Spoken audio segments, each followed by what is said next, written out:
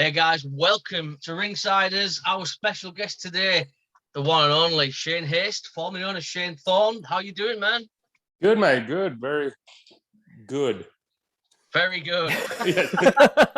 I'm well. It's such an awkward question, isn't it? Like, how do you want? Yeah, I'm okay.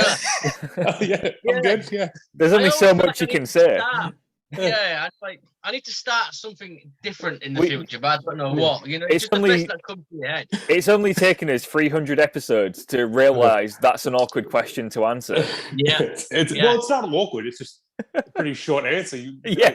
How's it going? Here's our guest. Yeah. Shane, whatever my name is, Haste. How could things be worse? Yeah. Well, there we go. Maybe I'll start. Maybe that's what I'll ask in future. How could things be worse? Could be worse. Because then people will be excited. They'll be like, "Actually, I'm doing pretty good. I don't think things could be worse. Things could be worse. No, things could be a lot worse. Yeah, it could work, man. It could. I don't know. I'm doing terrible.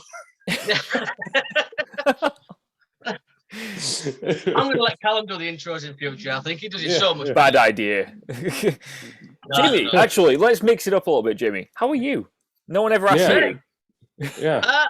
I'm very well, thank you. I'm 38 next week, so I'm getting old. But apart from that, I'm very good. Yeah. How are you, Callum? Yeah. Could be worse. Could be worse. Could be worse. There we go. Yeah. Wow. Well, now the bullshit is out the way. Let's get some other bullshit. Yeah, so some other bullshit. I mean, I was gonna start. It's a sad thing. Obviously, we lost Scott Hall last night. Obviously, I was going to ask you about your time in NXT, and I thought, did you ever get to spend time with Scott Hall at NXT at all? In passing, just hellos and like listening to when he would talk to the groups and whatnot. He was like a very supportive person. So when you did go up and say hello to him, he like looked you in the eyes and, "Hi, I'm Scott," and say your name. And he was a attentive person. And for anyone that I saw go and spend more time to talk to him, he was there to listen. And that's brilliant. Yeah, just to share.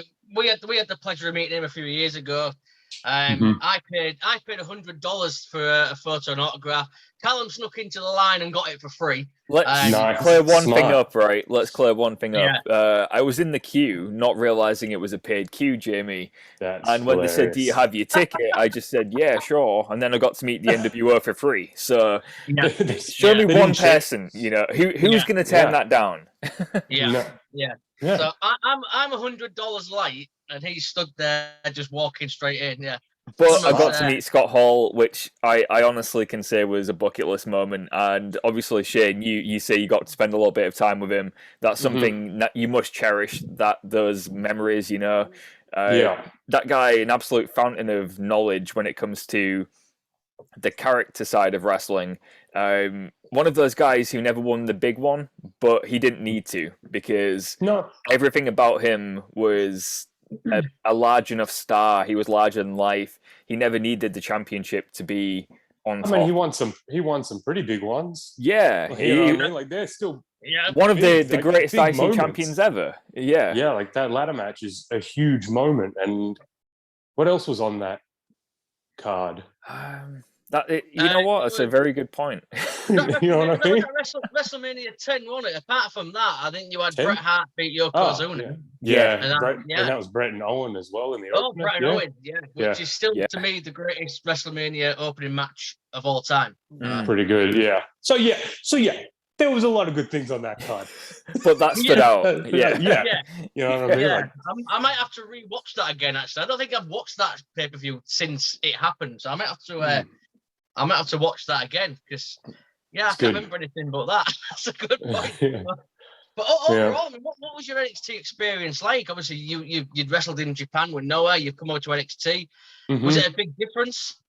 Yes, very different. One of the biggest things I say about like WWE, NXT, all that kind of stuff is that it's more of a TV show than a wrestling company.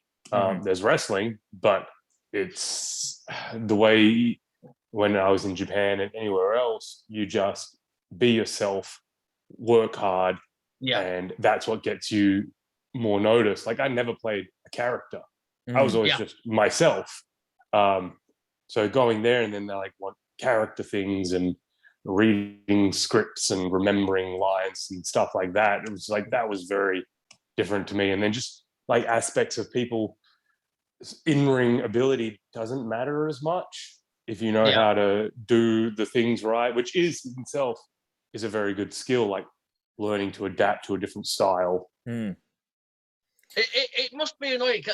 We spoke to Luke Gallows and Carl Anderson a while back, and they said the worst thing for them was being handed a script.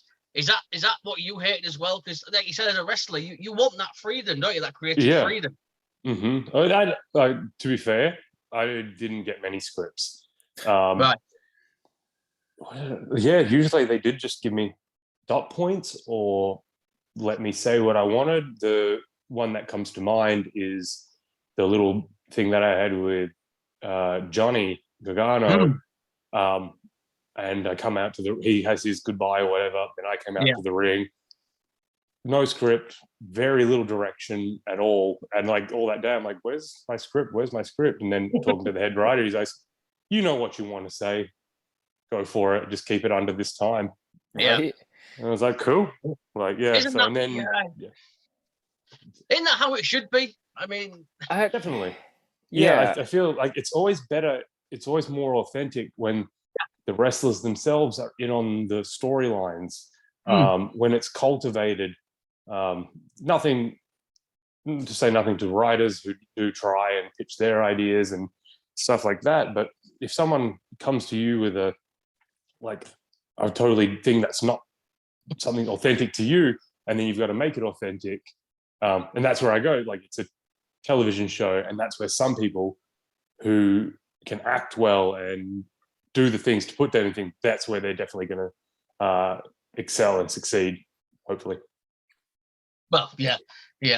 But I mean, me and Callum were talking the other day. I remember the Johnny Gargano bit with yourself, and I forget who we were talking to, and I mean, we were just praising you so much. I mean, Callum, to Callum's credit, was basically saying, Shane Thorne has the it factor. Yeah. Okay. So word for word, what I said was, you just reminded me now, Jamie. When I saw you doing singles competition, I always thought you had that Jeff Hardy ingredient where it's like you can't quite put your finger on what it is that makes him stand out and charismatic. But whatever Jeff Hardy had, I thought you have as well. And it's the dancing ability. It's the dancing ability. It's the whole whatever this is, Yeah, but it's that.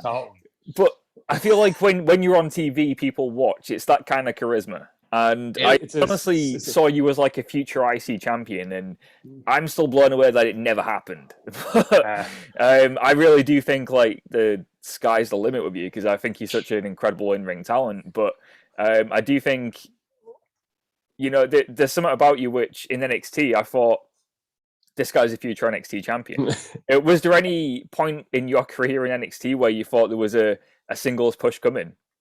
No. Really? That's disappointing. No. Oh man. Really.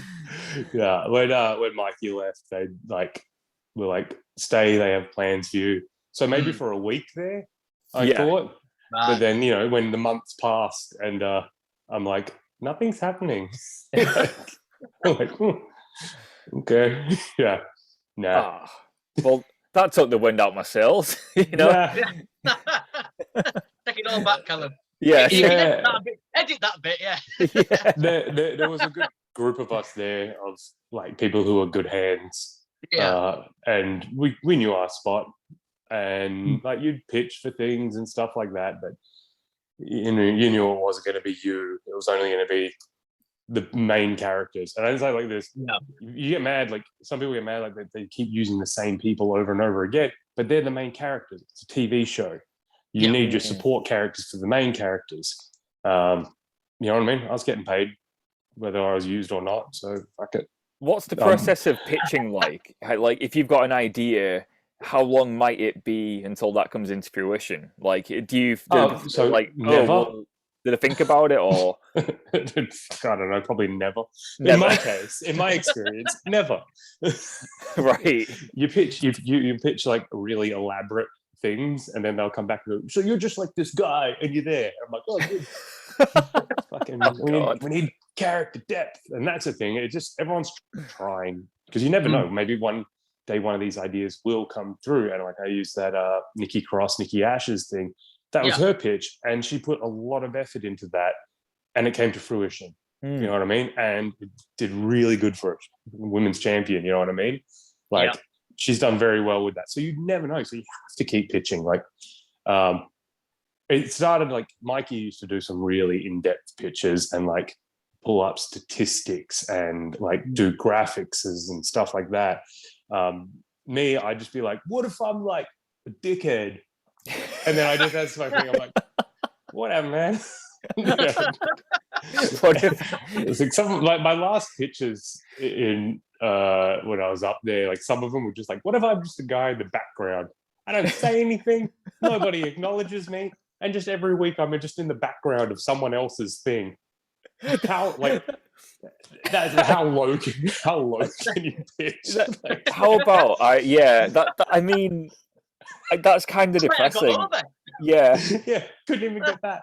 I almost slipped it in once. Phrasing on a Madison Square Garden show where Edge got stretched to the back, and they go past Gorilla where all the other wrestlers are watching concerned.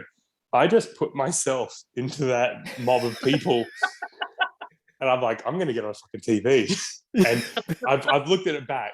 And bloody Rick Boogs and his broad shoulders, that just the camera angle just cuts me off. I'm like, damn it. So I'd love it if we started to look back in history and you were just always there for these pivotal moments. That's what I pitched. That we go back to like WrestleMania 1 or like the moments when Danielson's everyone's in the ring and I'm just there.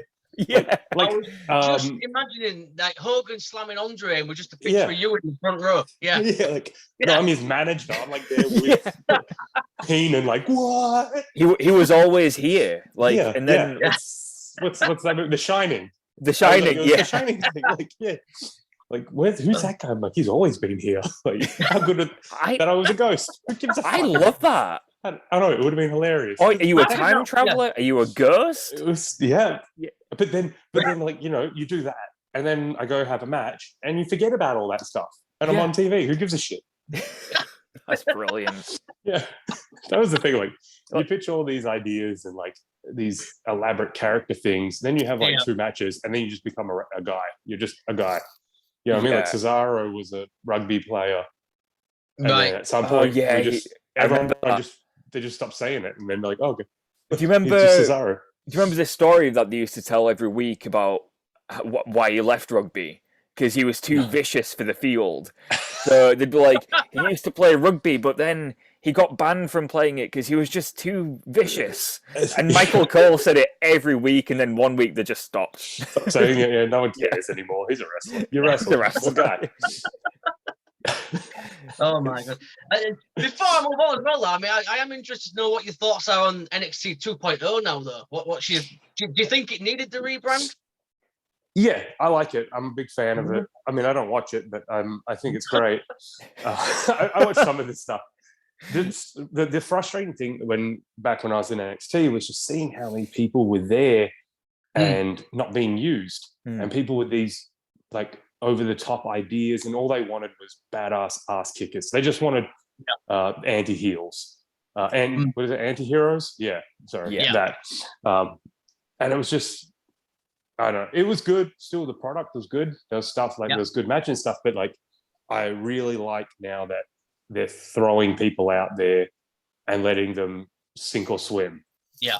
You know what I mean? Like that's great. People should like, we do promo classes and presentations and stuff like that, and you see some really good character stuff, and then it would never make TV.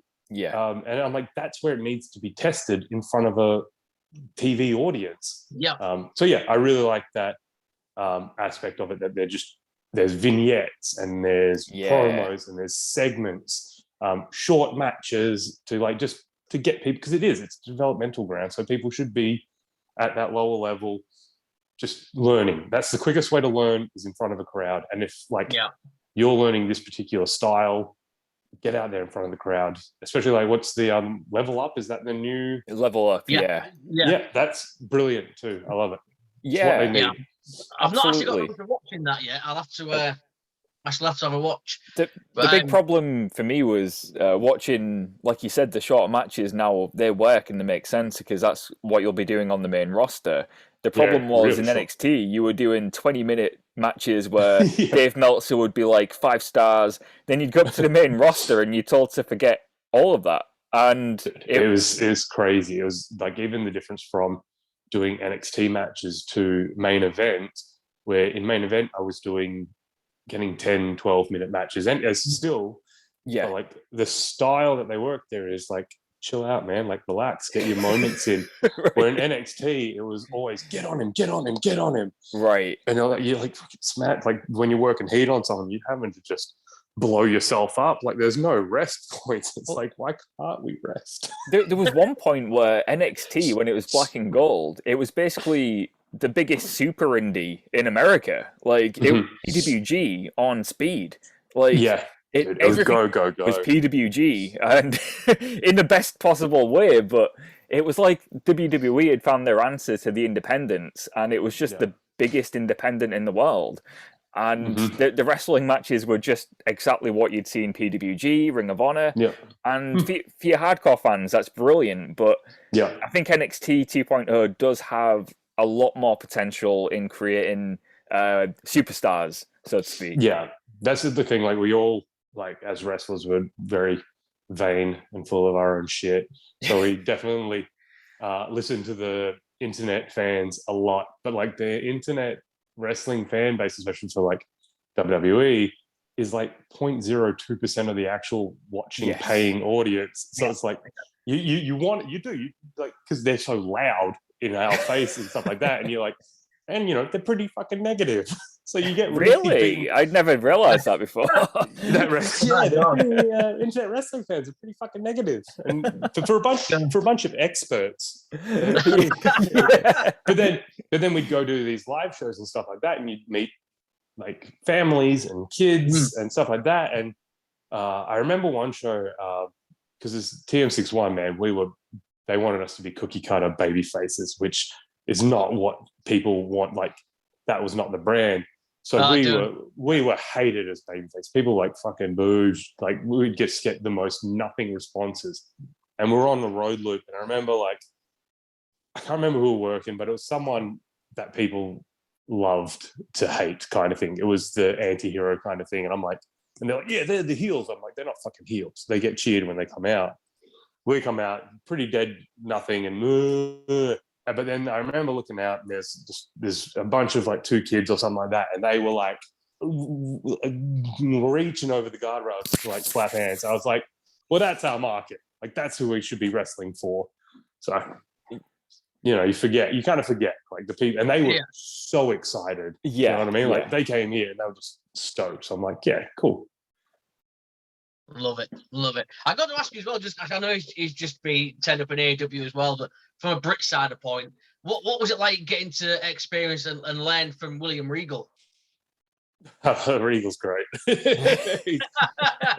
He's just like, he was very, when I did my tryout in 2015 maybe, I think, there's like the group of us people who had experience or whatever.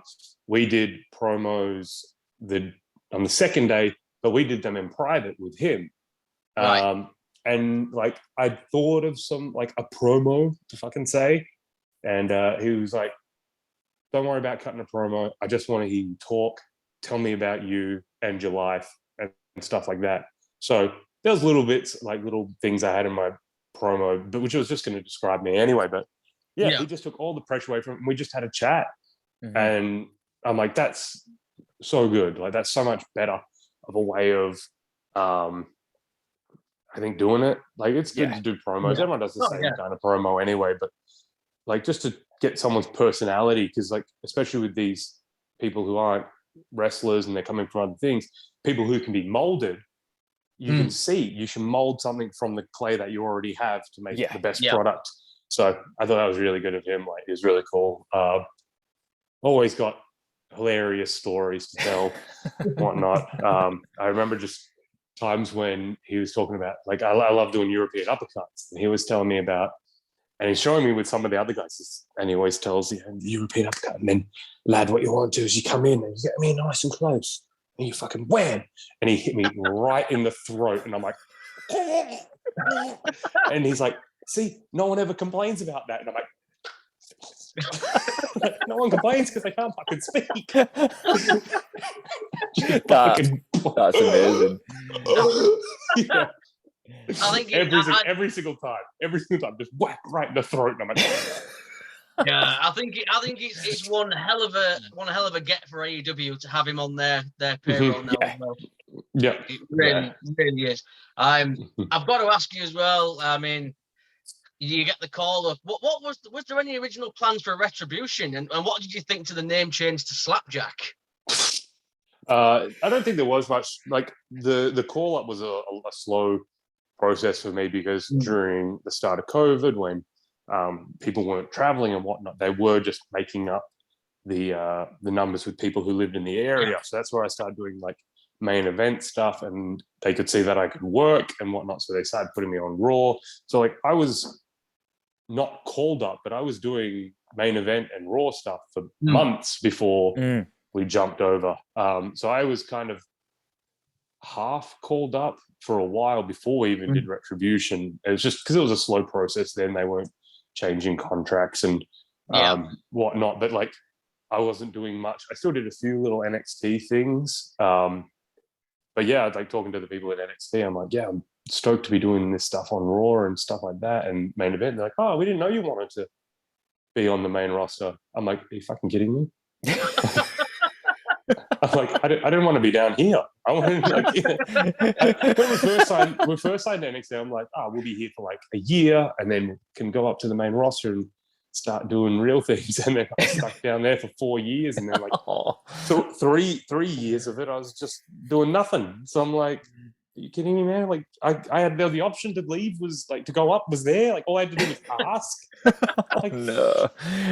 Yeah. How did you feel about, like, was it bittersweet for you that you finally got the opportunity to go up and then it was Retribution, or did you try and make the most of what you had with Retribution? So I loved the going up and doing stuff on main event, and just, they wanted me to wrestle like me. They just were like, keep doing you, do however you want to wrestle. And then even on Raw, like, they liked my style and stuff like that. Then, yeah, they started doing like, I wasn't a part of any of the Retribution stuff that was filmed at the PC, where they were like flipping cars and throwing Molotovs and bashing people up backstage. And I'm like, this is cool. Like, that shit was cool. Like, I'm like, I want them, like, when they said like that we need people to be the people for it, I'm like, hell yeah, I want to do this shit, like backstage mobbing, because the people, I don't know who they got to do a lot of that stuff, but I'm like, I can do that better. Like, I don't think there were any. Mace did it for the last one, I think, that they did there. There was one part where they like beat up Lashley backstage or something. He was a part of that one. And he was like, yeah, it was so much fun. And I'm like, sick. Like, so we're all very keen to do that. And then we moved to the new place and everything was just in ring.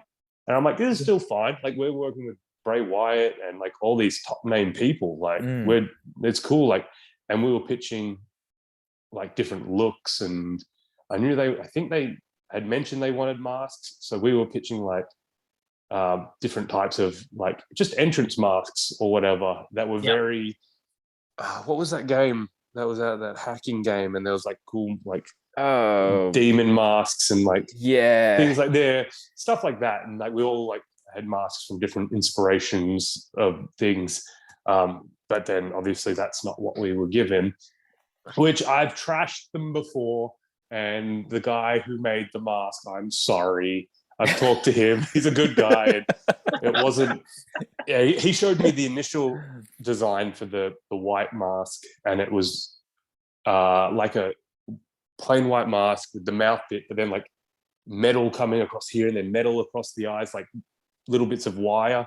And it looked like a fucking Slipknot mask. And I've shown people, and like, oh yeah, that's scary. Like that, you can't put that on TV. That's a bit too scary. It's good to know that, because I'll die on this hill, right? I thought Retribution, if done right, would have been one of the hottest acts in wrestling. And for a few weeks, it actually was. Before people realised, like, you know, when it first happened, people, good or bad, it's all people were talking about. They were like, so is it Ali? Is it what they're here for? What's their agenda? We had no idea. I really do think it had some legs. Yeah. I even had people say that it was going to be Vince McMahon behind it and all this. But it got you talking. It got Did you read that on an interview that I had said? Because I said like between us and the boys. I said this in an interview weeks ago. I'm like, we thought like maybe we'd pitch Vince, and then all I see is the headline is. Oh, you started the dirt sheet rumor, did you? Right. You started that rumor. Like I never said that to Vince. Like, I don't know. It could have gotten past him. It went to a writer, but we week by week we had no idea what was going on. Yeah. And we would pitch ideas, and then nothing. Like, and then they'd come back and be like, so you've got contracts now, and you're part of the company. I'm like, what? So it worked. You can just bust in the door and be like, give me a job, and then they're like, okay. Did you come up with the name Slapjack? God, no. Right. What was your initial thought when you heard the name pitched? That no one's going to know what this is. What is it? It's a little leather weapon. Right. Okay. A mace, and like a mace is like a spray and a thing, T-bar. Well, right. T-bar actually stands for that boy ain't right. So right. Okay. Never mind. Then. I guess he couldn't have been like crowbar or like something.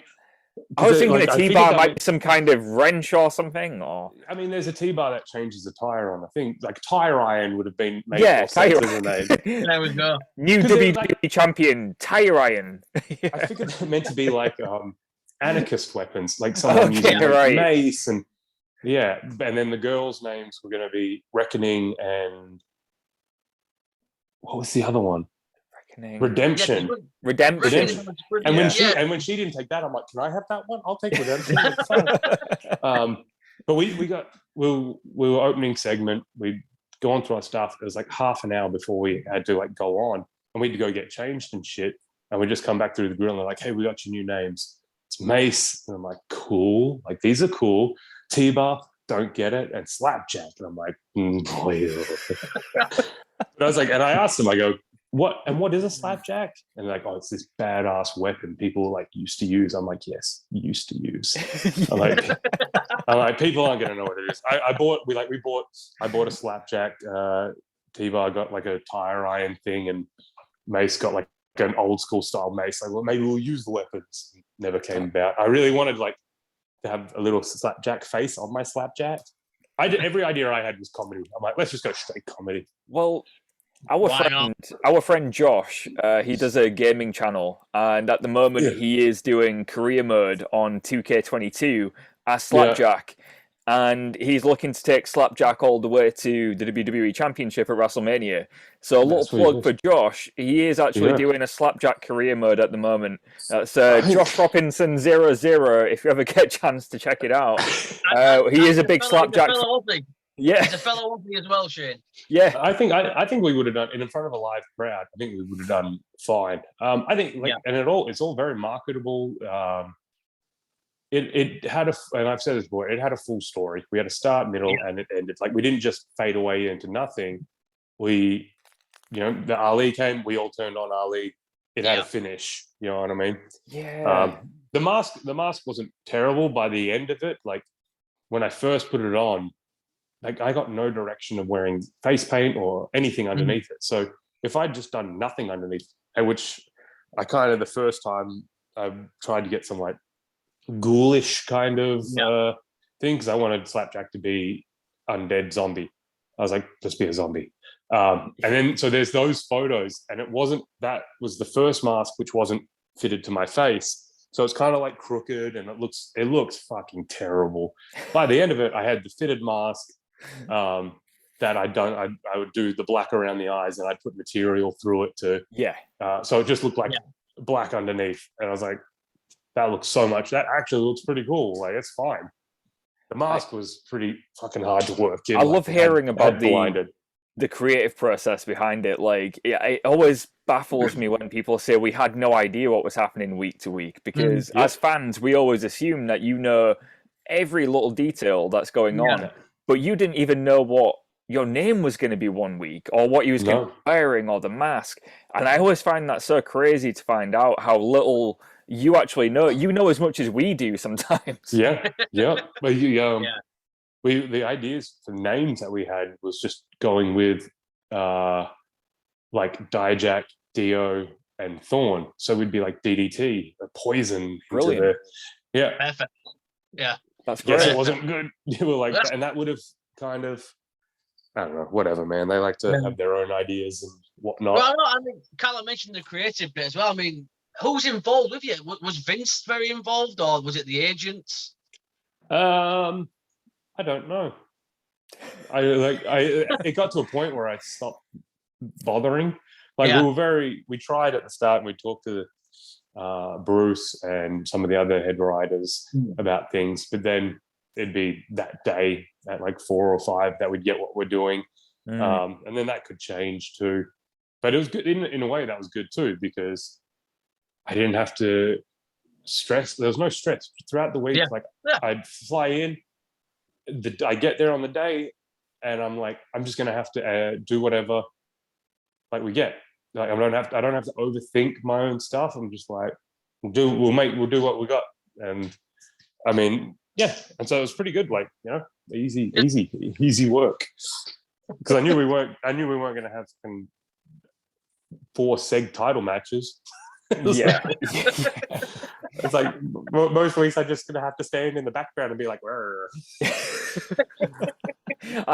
I love it. I'm really, it's really positive to know that you look back at this, and as crazy as it might have been, you just have a laugh and joke about it, because we have spoken to some people before who are still, I mean, to their credit, still quite bitter, or not happy about it. But at least you can look back and go, whatever happened. I had a bit of fun. Well, I got paid a lot too. Brilliant. I'm really happy for you that you did. So like Slapjack, people were like, oh, he shouldn't do that. He should go back down to NXT. I'm like, if I went back down to NXT, I would have got fired a year earlier, and I wouldn't have got main roster money. Like, you got to. People, wrestling fans don't realize that sometimes there isn't that much money in wrestling. So when you get, it's real life. You know what I mean? Like, some people have families and shit like that, and when they do these budget cuts, fans, I've been on people's fucking budget cut wish lists for 4 years, where these the firings happen, and I see me tagged in it. I'm like, no, I'm still employed. People just like, oh no, this person sucks, they should get fired. I'm like, I haven't fucking come to your job and go, you know what? I hope you get fired too. I hope you can't feed your family and pay your rent. Like, the other thing that I see as well is people saying this person needs to be fired so they can be used elsewhere, and it's like, wait a minute, like. It's not our choice. I'm sure you enjoy getting paid as well, Yeah, well, it's good. It goes back to those wrestling experts on social media who know what's right for you. You know, you should be here. You should be there. Yeah, that's why. I mean, it would be nice, but like, it's like I don't know, internet fans or fans, take a reflection on your own life and think, if you're happy in your job, like, I should leave and go be the CEO of this $1 billion company. It doesn't work like that. Exactly. Wrestling fans, they just don't see it as a job. It's like wrestling, as much as you love it, it can be a passion, but it's still your profession as well. Yes. A wrestling fan will just look at it and go, but you're not the world champion of this company, so you're not getting used properly, which means you need to sacrifice all the money you're getting and go somewhere else. Or you should be fired. because you're Slapjack. You deserve to be fired. I'm like, you never win. You deserve to be fired. I'm like, well, it's a scripted thing. It's a fictional character. Yeah, there's no pay window where you only get paid if you win. And it's like any TV show. You need henchmen and you need things like that. And I'm a very good wrestler. Like, I'm very good. That's why I kept my job for so long, because I'm fucking good at wrestling, mate. Hell yeah. So I'm modest too. Modest, humble. But I'm like, and I'm cool with like, I'm good at bumping, man. I love bumping. And then, I'll make you look good. And if that's how I keep my job, then fuck yeah. I can't wait for this interview to come out, and Sean Ross Sapp of Fightful or something will go with the headline, Shane Haste has message for internet wrestling fans, or, some clickbait article. It's going to be great. Oh, what are they going to do? Come at me? Complain on Twitter? Yeah. Jesus. They don't cancel me. They've been trying. I can make up some more stories about me. Fuck off. Well, I'll tell you what, dude. Before we run out of time as well, why don't you let everybody know where they could come at you? No, don't do that. I'm not going to fucking do that now. I just challenged the internet. I'm not going to tell them where to find me. The whole internet. Yeah. Fucking at not Shane Haste. Fuck off. Oh God, this is the most fun I've had in a while doing an interview. Actually, this has been incredible, dude. I know we're going to run out of time in a minute, so I mean, I can't thank you enough. We meant what we said, man. We're massive fans. We think you really have got the X Factor, man. And we'd love to get you back down the line at some point if you'd be up for that. Yeah, man. Like, hopefully, so next week I've got me and Jonah, Tampa. That's going to be my in-ring re-debut. So if I can, hopefully by the time we talk again, man, like shit's been picking up, and I'm loving working for New Japan now. So I'm just excited to get back in the ring and get on a roll with stuff there, man. I can't fucking wait. Hell yeah. Yeah. Hell yeah, man. Yeah. And if you got a problem with me, the internet, get out of your basement and come fucking say it to my face at a show. Come fucking come pay for a meet and greet. Yeah. You've got to pay first, obviously. Yeah. Give me your fucking money. And don't say it to my face, because that'll hurt my fucking feelings. I'm doing the decent thing here, and I'm saying it on a screen behind your backs. I'm a big tough guy. I'm like fucking giving them a go, and I'm doing the exact same thing. Oh God, this is. And to all my fans. Oh yeah, as well. You're the good one. You know who I'm talking about. Just you. The rest of you, go fuck yourselves. Come pay full price for a front row ticket and tip everyone in the building and say it to my face. And a promo to close the show. Brilliant. And go to the Pro Wrestling Tees and buy my shirt too. Oh, what are you going to do? Buy my shirt and burn it? Oh, you wouldn't dare. You wouldn't dare. Oh, dude, this has been amazing. I can't thank you enough, man. It's been amazing. It really has. We need this, dude. We'll definitely stay in touch, man, and we'll speak again soon. Yeah, man. Follow my dog on Instagram.